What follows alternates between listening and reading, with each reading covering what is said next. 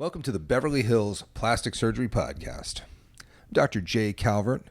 Today with Dr. Millicent Rovelo, sitting in a well-lit office at an earlier age because daylight savings has taken place not only here but also in Europe. Hi, thanks for having me. It's good to have you. Thanks. I'm happy that it's light outside. I love it. It used to get dark so early, and now there's actually some daylight when we leave, which is really nice. I get to go home and water my plants. I don't like watering my plants when it's dark outside because I'm afraid of creepy crawlers.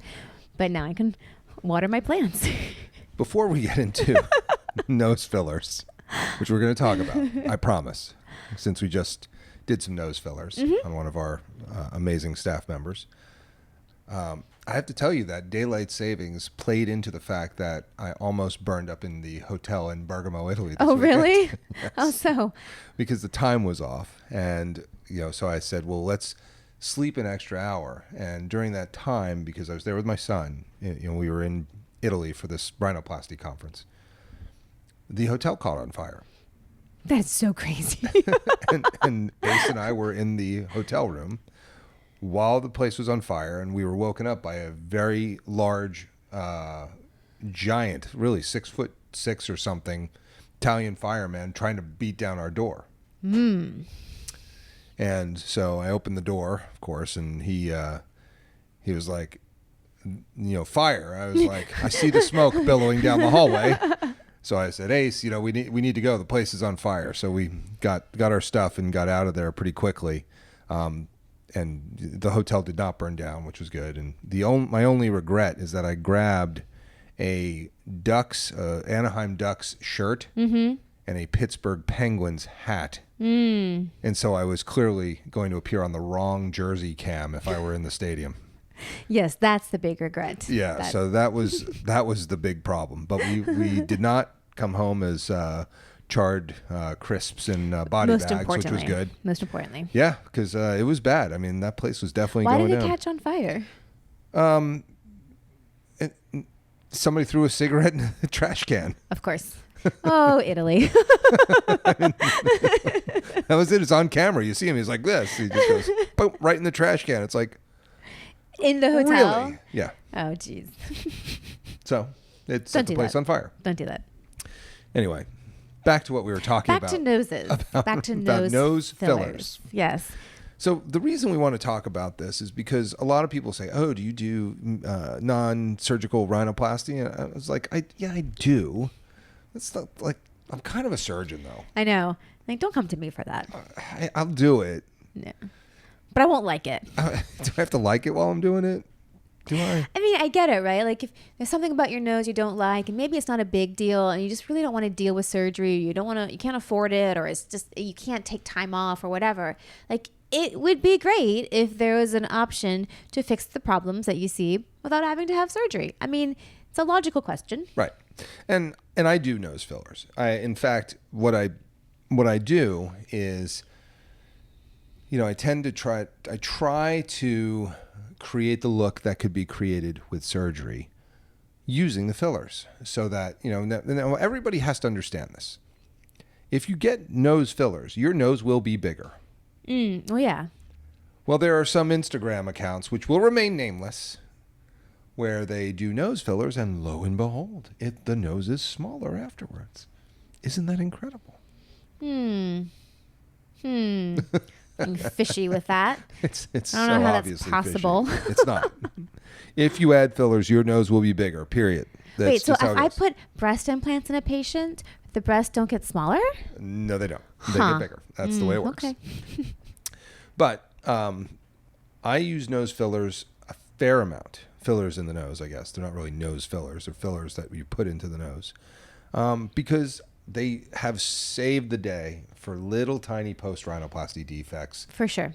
All the time. Right. Something you don't want to go back to the OR. Just a little bump or a little bit of asymmetry or a little scar ball. Just camouflage that with a little dollop of filler. It's so nice. And it works great. However, there are risks.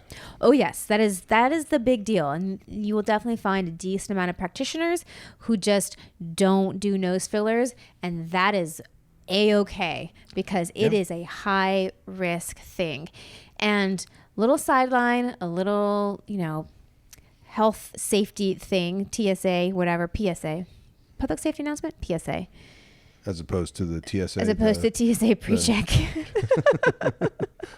Although maybe you should do a TSA pre-check before you go get your nose fillers. Totally. Because please go to a doctor. And I don't want to say anything about any other kind of practitioner, because I love a lot of non-doctor practitioners. I think Orla's amazing, and she's actually I would include her in the doctor category for this. Basically, go to someone that has experience. Yeah. If this is something that you're going because you got a Groupon for some med spa down the street, stay far away from nose fillers. Let them do your Botox, that's fine. But nose fillers is a high-risk procedure. Yes. And really go to a practitioner, whether it's a PA or a doctor or a dermatologist, plastic surgeon, who does this routinely and knows how to do it safely. 100%, because there are vessels that you can hit. Nose anatomy, nasal anatomy is really key to understand about how to avoid problems. And I'll tell you, I've had some skin necrosis with nose fillers. That's the big problem. It is. I mean, the skin dies, and you get these ugly wounds, and they have to heal, and they do heal eventually. But I had a patient. The skin is usually never going to come back to how it was. No, and I had a patient that got a nasolabial fold fillers in another country, and she came to me, and her entire nostril got knocked off because they injected the angular artery directly. Yep.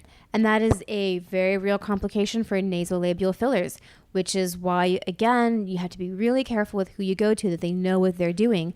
And even with a seasoned practitioner, anatomy is not straightforward. Everyone has a little bit of variation in their anatomy. So you can do everything textbook, and you can still have problems because it doesn't take much to get into these little small vessels. And the nose is not a forgiving place. It doesn't have good blood supply coming from other sources. So if you knock off one artery to that tip of the nose or to that nostril, that's it. That's all it has. That's it. It's done. Yeah.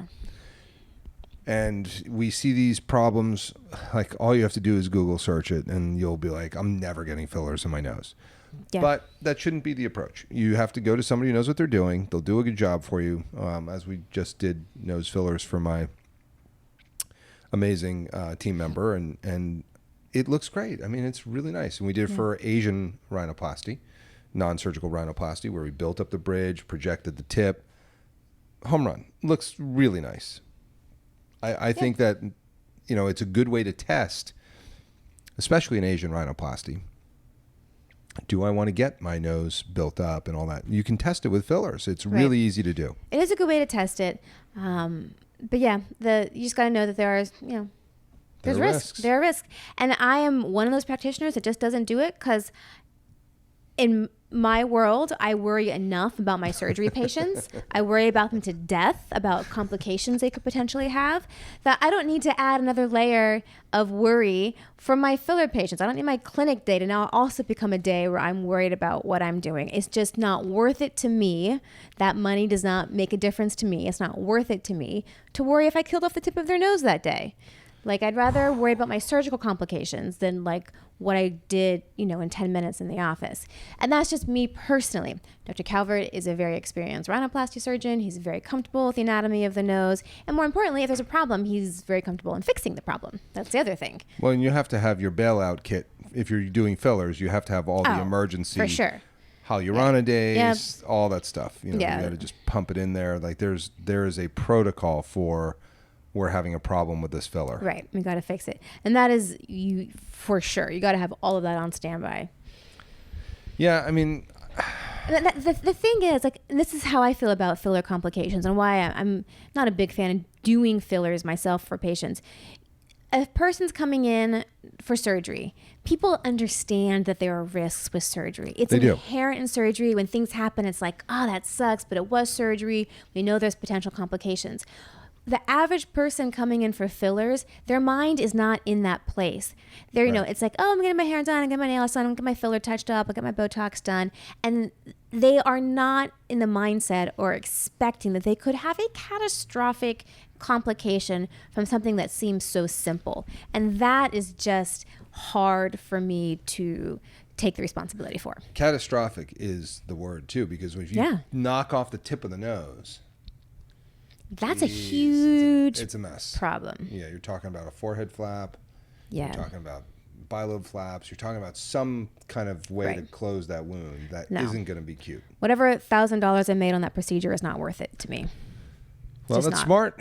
It's good for you to know. I'm right here. I'll take care of all that for you. I will send refer them over to you. That's right. No problem. And you'll go, yeah, I do that. No, I don't mind. I don't mind doing it. I had a patient actually. So this is like one of those like it just keeps getting worse. So I'll tell it. So she comes in. She goes, I think I want to have a rhinoplasty, but I want to start by trying fillers in my nose to see if I like it. And I said, okay. Sounds reasonable. Right. So then I put the fillers in. She's like, I love it. I'm going to wait till the fillers are dissolved, like they go away, and then I'll come back and get a rhinoplasty. It's like, okay. I never see her again for like 2 years. Then she comes back. She goes, I had a rhinoplasty, and it's really bad. It was. I was like, what part of like you were going to come back and we're going to fix this thing? Did I miss something? She was like, I don't know why. One of my friends convinced me that this guy was amazing, blah, blah, blah, blah. And she told me the name. I was like, I don't even know who that is. You know, so it wasn't in my world, in my little crew of, which isn't that little, of nose people. Surgeons, right. So I'm like, oh, okay, well, whatever. So she's like, all right, so I need a revision rhinoplasty. So I was like, fine. And so then she goes and gets a revision rhinoplasty somewhere else. No. I swear to God. Oh my gosh. It's going to keep getting worse. I'm telling you. Gosh. So she comes back. She goes, I had a revision rhinoplasty and it didn't turn out well. I was like, okay. Where did our plan go for me to do the rib graft and fix it? She goes, I didn't want a rib graft, so I got ear cartilage. I was like, not going to work. But I told you that wasn't going to work. That's why we needed the rib, right? And she's like, I know. I believe you now. So. She thought she was going to save some time and some money and some recovery by going and doing a lesser procedure. And now here we are with twice as much time and money. So then she goes, I'm ready to have the rib graft. I was like, yeah, like it's about time. Like you need it. But anyway, she got a rib graft and she was happy. And so this is why you shouldn't have nose filler. I'm not sure.